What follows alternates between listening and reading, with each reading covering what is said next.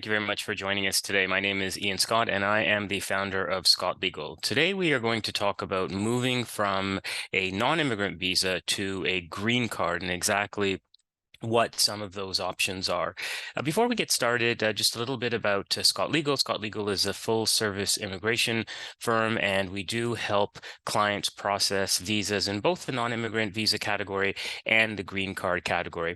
A few housekeeping items. If you do have questions throughout the webinar, you can add them either to the Q&A section or the questions section, and we will get to all questions by the end of the webinar. This webinar is going to be recorded, and we are going to send you out a number of things after the webinar. First, we will send you the recording. We will also send you a guide to some of the visa options that we are going to talk about today. We're going to send you information on how you can set up a consultation as well. The other thing to keep in mind is that each of the visa options that we talk about today, we do have separate webinars on them. So we do go over them at a fairly high level, but if you are interested in any of those visa topics, we do have separate webinars on them. So without further ado, we will move into the presentation. So the very first thing that I want to talk about is really how the green card system works in the United States. And it does work in a very different manner from other countries. So a lot of countries have systems where they're points-based systems, and the points-based systems really allow someone to accumulate a number of points for different things. So for example, if they speak the language, their education level, their work experience, how long they've been in the country, etc. And then when you accumulate a certain number of points, then you're eligible for permanent residency, or that country's equivalent of a green card. But in the United States, it works very differently. They do not have a points-based system, but instead they have a number of different green card categories. And if you are eligible for a green card, then you can apply under one of the categories. So each of the categories has a number of different requirements, and if you're eligible for the green card, you can apply. Now, generally speaking, there are more green card categories than this, but the two major categories are family-based green cards and employment-based green cards.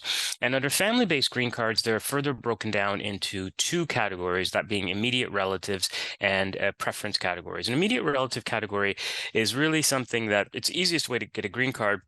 We'll talk about that a little bit when we go to the next slide. And the preference categories, although it's available, it is a category that there are going to be much longer waits. And again, we'll talk about that when we get to the first slide. Then we see the employment-based categories, and they are broken down in EB through EB1 to EB5. And now we're going to talk about 4 of those today. We're not going to talk about EB4, which is a religious-based category. Our firm doesn't work on those types of green cards, but we work on all of the other categories. So let us now talk about the family-based green card in a bit more detail. So immediate relatives, that is defined by the U.S. government. So it's not what you would consider an immediate relative. For example, you might consider an immediate relative a sibling, but immediate relative is defined as for example, this situation where a U.S. citizen is going to marry someone else, that falls under the immediate relative category, or a U.S. citizen 21 years or older that wants to sponsor their parents. So that's and now the benefit of the immediate relative category is that that category is always current. And that means that you're going to be able to get the green card a lot faster than you would be able to get the green card if you were under a preference-based category.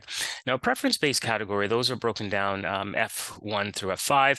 And so, for example, one of the preference-based categories is U.S. citizen that wants to sponsor their sibling. Now, the issue with the preference-based categories is that all of them are backlogged right now, and some of them are extremely backlogged. So when we look at the example that I just used, the U.S. sibling who wants to sponsor their sibling, that particular category, the individual would have to wait approximately 15 years before the category became available, the green card became available. So that is something to keep in mind.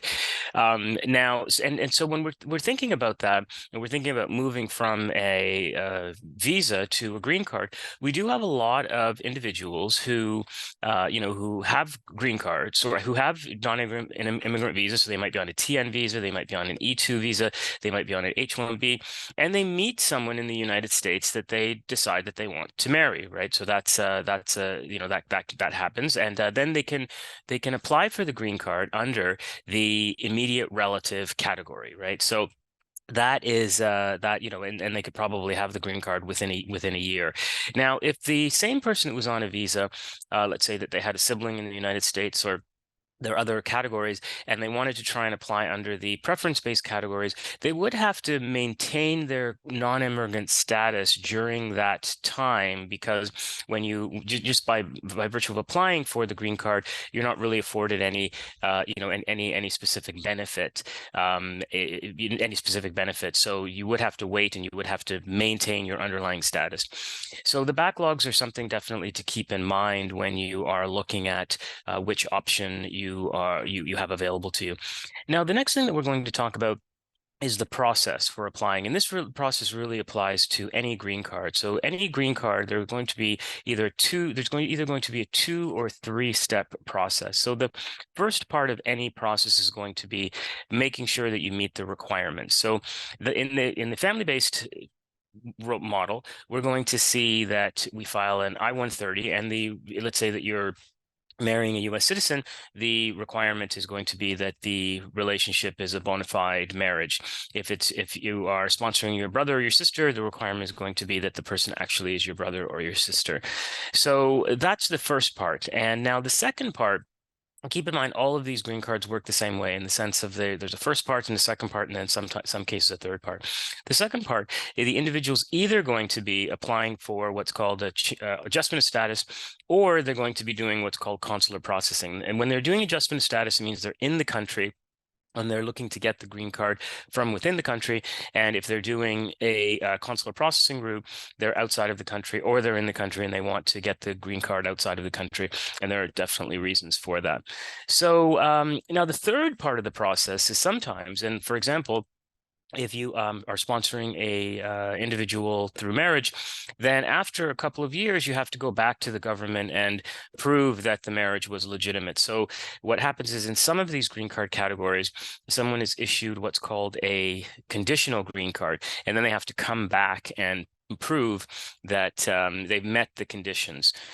Now, the other thing to kind of keep in mind is when you are doing the adjustment of status, that's filing an I-485 petition, that you are permitted to file employment authorization and travel authorization at the same time. So so the good thing about filing the I-485 is that you are afforded a lot of the benefits of the green card while you're actually in the U.S. waiting for the green card to be approved.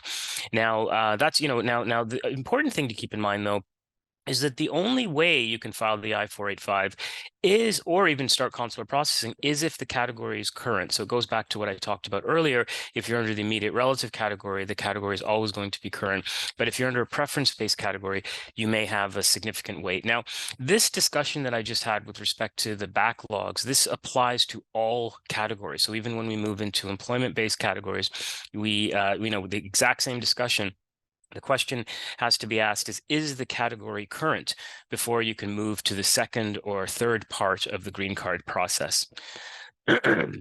So now let's talk about the employment-based categories. And we said before that they range from EB1 through EB5. So the first one we're going to talk about is EB1A, which is extraordinary ability. Now, what this category is that someone might be on a TN or H-1B, and they, really have an impressive background, and they've risen to the top of their field. And what the government has said is there are a list of 8 criteria here, and you look at these 8 criteria, and you see if the individual can meet 3 of them, right? So one of the criteria of judging the work of others, if the person's sitting on a panel, if the person's, kind of sitting on a panel judging the work of others, it's implying that the person is, talented. Like when you look at an American Idol judge, they're people who have made it in the field, and they're now judging the work of others. And there are lots of contexts that we can have judging the work of others.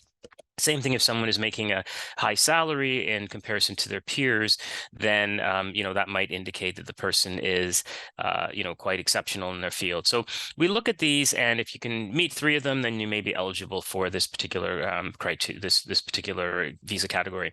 The other great thing about this category is you can self-petition, so you don't need an employer. So that's a great thing, and it is available to entrepreneurs as well. An entrepreneur might, for example, show that they have been accepted into a really prestigious incubator, and that might meet one of the criteria that are here. They might be an entrepreneur that's deciding on who's getting funding, and that might meet the criteria for judging the work of others, etc. Then we move to, as I said, all of them, all the green cards are the same. It's going to be a two-step process. So the first part of this process is going to be filing an I-140, and the I-140 is going to show whether or not you've met the criteria that are listed above in the slide. And the second part of the process is going to be either filing the I-485 or doing consular processing. And again, you have to look to see whether the category is current. And this particular category is current for most countries, but you would have to look to see if the category is current before you could file the I-485 or do consular processing. And again, keep in mind that we have separate webinars on all of these, so we're really just touching the surface on them. The second category under EB2 is called National Interest Waiver. And EB2 is broken out into two categories, and we'll talk about the next one in the next slide. But EB2, there's National Interest Waiver, and then there's regular company sponsoring you for a green card. So with National Interest Waiver, the good thing about this one as well is you can self-petition, you don't need an employer, but really you're looking at three things. You're looking at what is the person coming to the United States to do, and is that of national importance, and does the particular endeavor have substantial merit? And it could be that, someone's on an E2 and they are creating jobs. So there's economic benefit associated with the creation of US jobs. It could be that the individual, like what the actual individual's doing, like what the company's doing, that makes it so that that in itself could be in the national interest. It could be they're promoting green energy. It could be that they're producing something that the government feels is important. So any of those could work to proving that there's national importance. And often we're going to get expert opinion letters here, and we're going to get, it's indication that what the person's coming to do is important. It could be that their government documents, could be newspaper articles and other indicia that the person is coming to the United States to do something that is of national importance. The other thing that the second part of this criteria is that the individual is well positioned to advance the endeavor. Now, what we might see here, if the person's on an E2, we might see that the person has funding. The person might be accepted into an incubator. The person might have different contracts. The person might already have employees to show that the economic benefit is employees. So we're going to look at a lot of things here. If the person's here on H-1B or some other visa, it might be that they have published some things. It could be that they have a patent or something like that. So all of these things to see that what it is that the person is proposing is moved along to a sufficient level. And the government loves track record for this particular criteria. They love to see, okay, well, the person has done it before, maybe in their home country, and now they're coming to the US to do it again.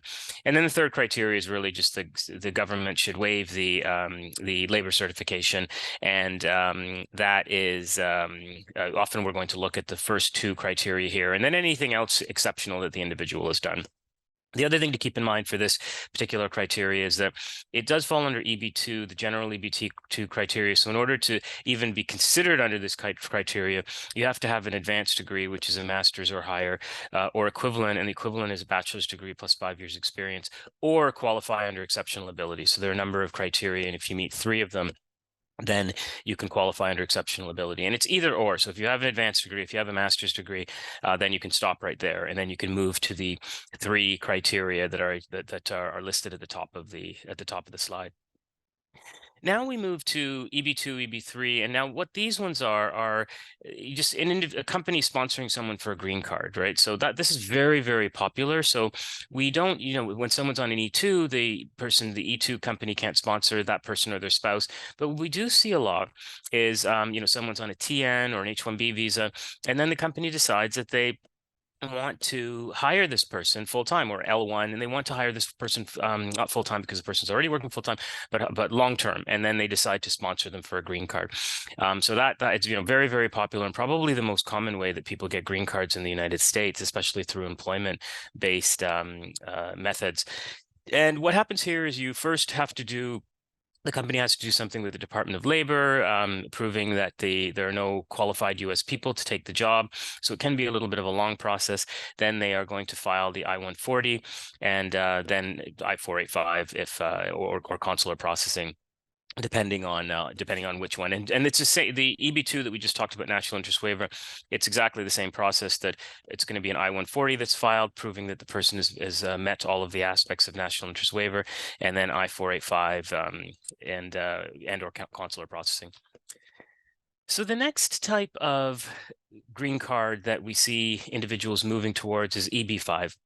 Now, EB5, we see this a lot in the E2 context when people are on an E2 visa, but also in a lot of other areas where an individual's in the United States on a visa and they want to move to a green card.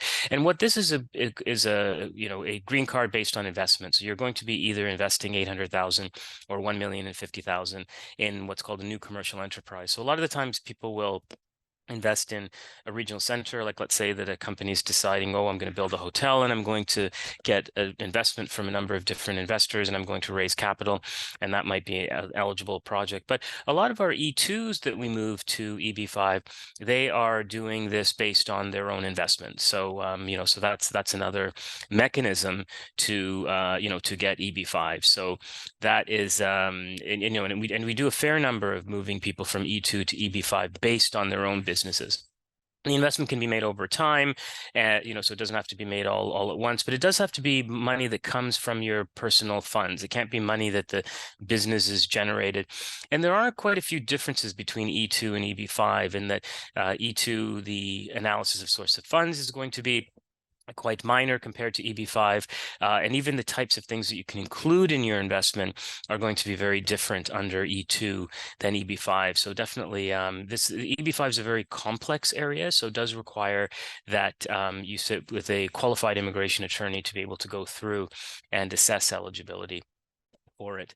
The other big part of EB5 is job creation. So you are required to create 10 full-time jobs. When you're looking at the E2 context, there's no specific number of jobs that you're required to create, but under EB5, you are required to create 10 full-time jobs. And if you're doing it from an E2 in your own business, then you would have to have a detailed business plan showing how you plan to create those jobs. But they will, if the business plan is a credible business plan, they will rely on it in order to conclude that in the future you are able to create the jobs. Then the investment that you have does have to be linked to the actual job creation. And here it's going to be a three-step process. The first part of the process is going to be filing the I-526. These petitions take quite a long time to be approved, 4 to 5 years. The second part of the process is going to be filing the I-485 and or doing consular processing. And then after you have the green card for 2 years, you're required to come back and prove that you've actually created the full-time jobs, and then you're going to file another petition after that period of time. So now let's look at some other green card options. So these are not as common, but I think they're worth mentioning because some of our clients do move to them. We just filed a U visa the other day for one of our clients, and there are definitely options here. So diversity lottery, every year the government will give 50,000 or so green cards away. It is based on eligibility in terms of country, because if there's a country that had a lot of U.S. immigration, they may not be on the list, but some countries come on and off the list. Like, for example, the UK was recently added back onto the list.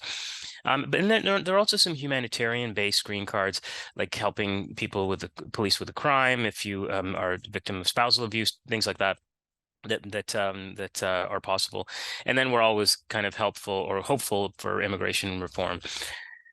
One of the things you always have to look at when you're looking at green cards or moving from a visa to a green card are timing considerations, and in particular in the situations where the green card category is a very long dated category.